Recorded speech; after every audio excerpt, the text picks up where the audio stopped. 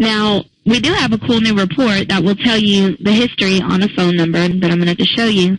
You can actually click that number and do a phone history report.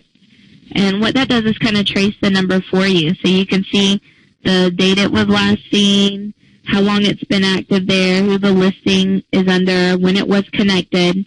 And sometimes you can actually find a new address that way if the phone number has moved and the person has taken it with them.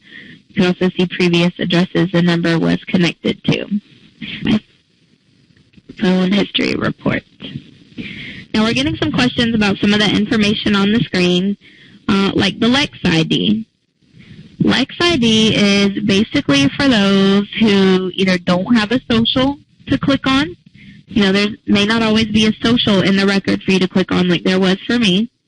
Some people will just have a Lex ID. So what you can do with that is click on it and find out more about the Lex ID, which is connected to that person. Do they have a bankruptcy, marriage, death, whatever? So you're going to use that Lex ID in place of a social, or you're going to use that Lex ID if there's multiple socials connected to someone. There would only be one Lex ID.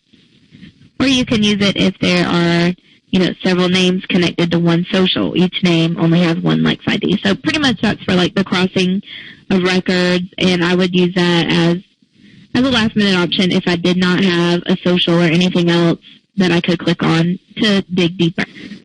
Scrolling down, just wanted to point out, sometimes when you run a social, there is another name on it. And, with Timothy, it's not really that he's using my social. It's just that my social is really close to his. So if someone miskeyed, put my social in with his info, or maybe he did it accidentally, when you're young and can't remember your social or whatever. I don't know. But somehow my social got tagged with his info. So when I run it, I get his information back.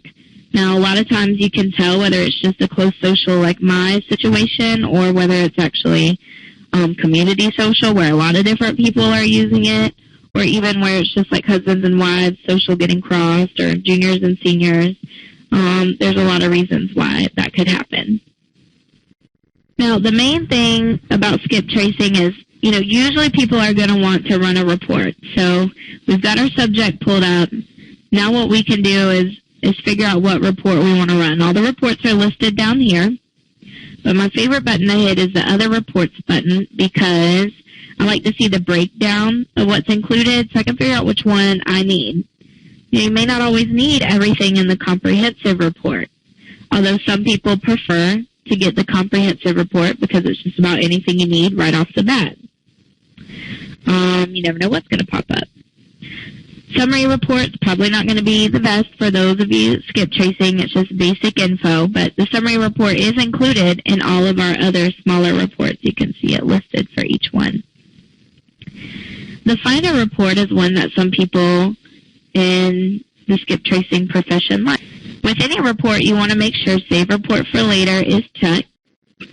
Right, so here is the final report. Now, it, again, has all that summary report at the top, so it's telling you my info, when and where I got my social, who's connected, AKAs, basic info, along with the address summary, phones, and all the addresses that I've been connected to, my relatives, my previous phones, and whatnot. I tend to just scroll through that because I like to look at the details where it lists out first-degree relatives' phones, no data available. Well, that's one thing about the final report is that it focuses on landline information, and it just didn't find any landlines for any of my first-degree relatives, but it did find landlines for my second-degree relatives. So here's their number, the name it's listed under.